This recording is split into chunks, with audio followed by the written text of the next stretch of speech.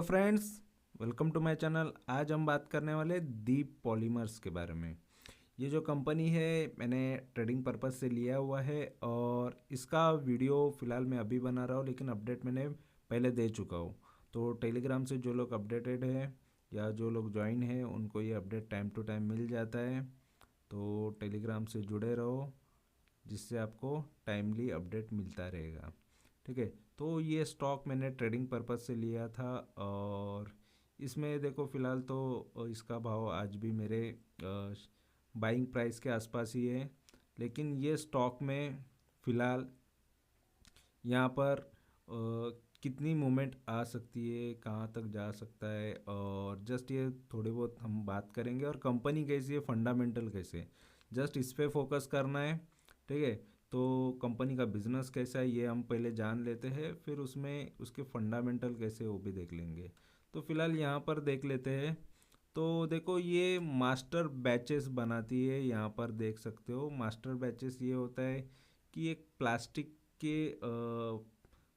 की कोई भी चीज़ें, बॉटल्स बनानी है, कोई भी चीज़ें टिफ़िन्स बनाने, कुछ भी बनाना है, तो उसके लिए प्लास्टिक जो लगता है तो उसको इस तरीके से ये मटेरियल में आता है वो, जिसको पिघला कर वो प्रोडक्ट बनाए जाते हैं। कोई भी प्लास्टिक की चीज़ें बनाई जाती है, कलर्स में आते हैं, ब्लैक में है कलर मास्टर बैच है, वाइट मास्टर बैच है। तो उसे जो मेन प्लास्टिक के प्रोडक्ट बनाने में यूज़ होते हैं।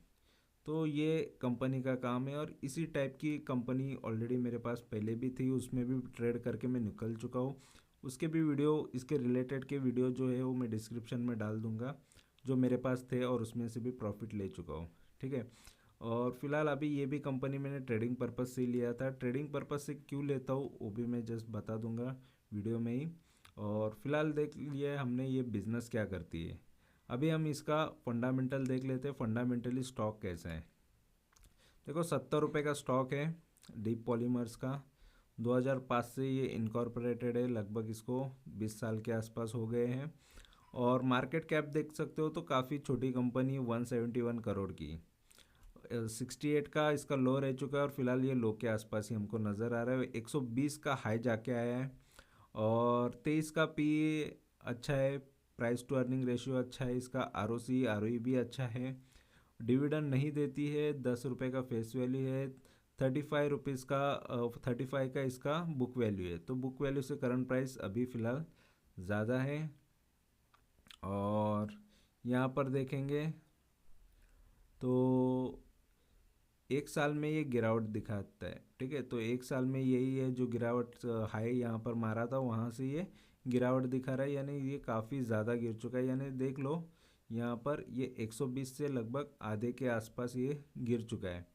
और 3 साल की बात करेंगे तो 3 साल में भी ये इसने गिरावट ही दिखाई है। 3 साल पहले ये स्टॉक देखो कहाँ पर था, यानी ये टाइम पे जो भी इन्वेस्टर इसमें फंसे हैं उनका काफ़ी नुकसान ये कंपनी ने कराया है। काफ़ी ज़्यादा नुकसान हो गया है, अगर जिसने ज़्यादा क्वांटिटीज़ ये भाव पे खरीदी होगी तो टॉप पे। और 5 साल की बात करते हो तो देखो, 5 साल पहले ये स्टॉक ने 2019 में जिसने भी ये स्टॉक बाय किया उसको अच्छा खासा इसने रिटर्न दिए हैं। लगभग यहाँ पर देख सकते हो 41 रुपीज़ को इसने 400 बना दिया है, यानी लगभग इसने 10 गुना इसने पैसा कर दिया था जस्ट 2 साल के अंदर। ठीक है, तो जिस तरीके से 2 साल में इसने इतना अच्छा मूवमेंट दे के लोगों को ज़्यादा पैसा या ज़्यादा रिटर्न दिया, तो वही छीन भी लिया। जो लोग यहाँ पर लालच में आके इसमें और ज़्यादा फंस गए, तो वहाँ से उसने पूरे रिटर्न छीन भी लिए। 10 साल की बात करते हो तो 10 साल में भी वही हाल है। 2018 से यहाँ पर डेटा है। ठीक है, तो कंप्लीट 10 साल हुए नहीं है ये स्टॉक को लिस्ट होके। तो 23 रुपये का स्टॉक था, 23 रुपये से इसने मल्टी वगैरह रिटर्न दे दिए थे। अभी यहाँ पर ये स्टॉक, यहाँ पर ये गिरावट दिखा रहा है, तो इसको ज़्यादा साल हुए नहीं है मार्केट में लिस्ट हो गई, इसलिए आपको मैक्स में भी वही प्राइस नज़र आएगा जो 2018 में था। और प्रॉज एंड कॉन्स की बात करेंगे तो कंपनी में देखो आपको डेट कम होता हुआ आगे नज़र आएगा। और कॉन्स में यानी नेगेटिव में चीज़ें हमको नज़र आएगी, ये रिपीटेड प्रॉफिट कर रही है लेकिन डिविडेंड नहीं दे रही, ये एक नेगेटिव पॉइंट है। और यहाँ पर company might be capitalising interest cost, ये एक नेगेटिव पॉइंट, दो नेगेटिव पॉइंट है इसके अंदर। यानी कंपनी पर थोड़ा लोन है ऑलरेडी, लेकिन फिर भी वो कम करते हुए आ रही है, ये एक पॉजिटिव बताया है। तो देखो ये कंपैरिजन में इसका प्लास्टिक प्रोडक्ट के अंदर यहाँ पर सुप्रीम इंडस्ट्रीज़ ये टॉप की कंपनी, देखो इसका भाव जो चल रहा है और इसका भाव देखो, जो टॉप की कंपनी है ये 60,000 करोड़ की, और ये फिलहाल कितनी छोटी कंपनी है, फिर भी यहाँ पर ये सेम ही टाइप के इनके बिजनेसेस है फिलहाल। उसके बाद ये बाकी सारी कंपनीज है, लेकिन ये जो है ये इसके हमने देखे ये मास्टर बैचेस बनाते हैं छोटे, जो रॉ मटेरियल टाइप के। और क्वार्टरली इसके रिजल्ट्स देखा जाए तो देखो आपको नज़र आएगा, ये कंपनी ने 42 करोड़ का सेल कर रही थी 2021 में, सितंबर की बात है। वहाँ से सेल्स में गिरावट देखने मिल रही है, ठीक है। तो ये गिरावट भी एक वजह होती है शेयर के गिरने की। और नेट प्रॉफिट देखेंगे 3 करोड़ से यहाँ पर अभी 1.5 करोड़ या 1.88 करोड़। तो यहाँ पर प्रॉफिट में भी गिरावट है क्वार्टरली बेस पे। तो यही एक वजह है जो स्टॉक भी गिरने का।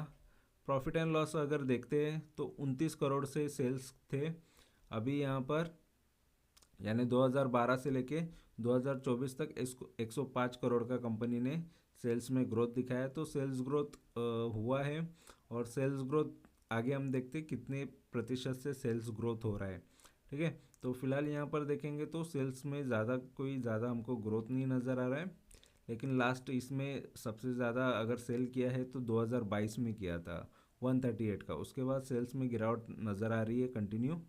नेट प्रॉफिट देखेंगे स्टार्टिंग में तो देखो 0 0 0, फिर -0, फिर 1, फिर 0।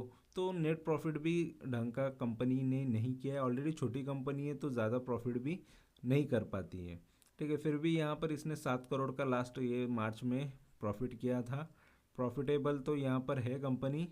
और सेल्स ग्रोथ की बात करेंगे तो देखो सेल्स ग्रोथ, जैसे मैंने कहा कि ये कंपनी का सेल्स ग्रोथ यहाँ पर देख सकते हो 10 साल से 12% का सेल्स ग्रोथ है, ठीक है। 12% से सेल्स ग्रो हो रहा है, और 5 साल में 21% से सेल्स ग्रो हो रहा है।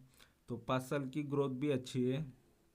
3 साल में और अच्छी ग्रोथ हमको यहाँ पर नज़र आई है 38% की, लेकिन जो TTM अभी चल रहा है उसमें सेल्स ग्रोथ माइनस में बता रहा है।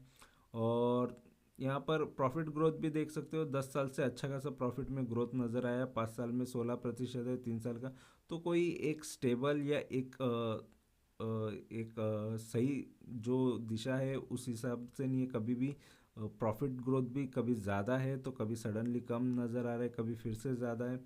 तो कोई एक डायरेक्शन यहाँ पर नज़र नहीं आ रहा है। और स्टॉक का CAGR देखते हैं तो देखो 5 साल से जो भी इन्वेस्टेड था उसको तो 12% सालाना रिटर्न दिए, लेकिन 3 साल से जिसने भी इन्वेस्ट किया ये कंपनी में वो नुकसान में ही है।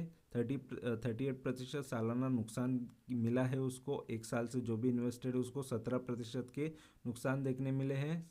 और यहाँ पर देखेंगे रिटर्न ऑन इक्विटी, तो ROE इसका ठीक ठाक है, यहाँ पर 14% 5 साल के हिसाब से, 3 साल का यहाँ पर 16% है, और लास्ट ईयर में इसने 10% ROE यहाँ पर बताया हुआ है। बैलेंस शीट देखते हैं तो बैलेंस शीट में आपको नज़र आएगा कंपनी के पास रिजर्व में कंपनी के पास पैसा है, और 62 करोड़ का कंपनी के पास रिजर्व है। और लोन देखा जाए तो देखो 33 करोड़ का। और जहाँ तक हमने देखा कि वहाँ पर एक पॉजिटिव पॉइंट था जो कि कंपनी इसका डेट रिड्यूस कर रही है। तो ये एक चीज़ अच्छी होती है कि कंपनी लोन कम करती जा रही है, तो ये बात एक अच्छी होती है। और कैश फ्लो की बात करेंगे तो देखो जो भी कैश फ्लो है थोड़ा बहुत यहाँ पर माइनस में भी है, प्लस में भी है। तो ये ठीक ठाक ही है, लेकिन फिर भी कंपनी का रिजर्व अगर देखा जाए, बैलेंस शीट अगर अच्छी हो तो बाकी चीज़ों पे ज़्यादा हमको ध्यान नहीं देना चाहिए। और शेयर होल्डिंग पैटर्न देखा जाए तो शेयर होल्डिंग में भी देखो मेजॉरिटी शेयर अगर प्रोमोटर के पास हो तो ये भी चीज़ अच्छी होती कि कंपनी के ज़्यादा कमान जो है प्रमोटर के हाथ में, मालिक के हाथ में, फाउंडर्स के हाथ में होती है। तो ये भी चीज़ अच्छी होती है। और यहाँ पर देखा जाए फॉरेन के इन्वेस्टर ने काफ़ी हल्का सा यहाँ पर इन्वेस्टमेंट किया है 0.03, और बाकी पब्लिक ने इन्वेस्ट किया हुआ है 35%। तो फिलहाल देखो कंपनी के फंडामेंटल थोड़े अच्छे ही है, और छोटी कंपनी है तो इसमें सेल्स और प्रॉफिट थोड़े कम कम ही नज़र आएंगे, और कंपटीशन में ऑलरेडी काफ़ी बड़ी बड़ी कंपनियां इनके साथ होती है। तो फिलहाल देखो यहाँ पर फंडामेंटली स्टॉक मुझे जस्ट देखा जाए तो देखो लॉन्ग टर्म जिसको करना है, अगर कंपनी का सेल्स ग्रोथ इसी तरीके से चलता रहे, ग्रो होती रहे, तो कंपनी अच्छी है फिलहाल तो। लेकिन यहाँ पर मैंने ट्रेडिंग पर्पज़ से लिया हुआ है, क्योंकि इसमें और भी ग्रोथ आना बाकी है। अगर फ्यूचर में मुझे लगेगा ये स्टॉक को कम्प्लीटली लॉन्ग टर्म करना है तो लॉन्ग टर्म भी ज़रूर करूँगा, लेकिन फ़िलहाल इसको मैंने ट्रेडिंग पर्पज़ से लिया था। तो कितने प्रतिशत मैं इसमें रिटर्न लेने वाला हूँ, किस तरीके से यहाँ पर परफॉर्मेंस होने वाला है, क्या रिटर्न्स बनने वाले हैं, क्या अपडेट रहेगा, वो सारी चीज़ें मैं आपको इन्फॉर्मेशन दूंगा। तो वीडियो देखने के लिए धन्यवाद, और वीडियो अच्छा लगा है तो चैनल को सब्सक्राइब करो, लाइक कर सकते हो, दोस्तों के साथ शेयर कर सकते हो, और अच्छा लगा है तो कमेंट ज़रूर करो। Thank you very much for watching my video. Thank you, bye bye.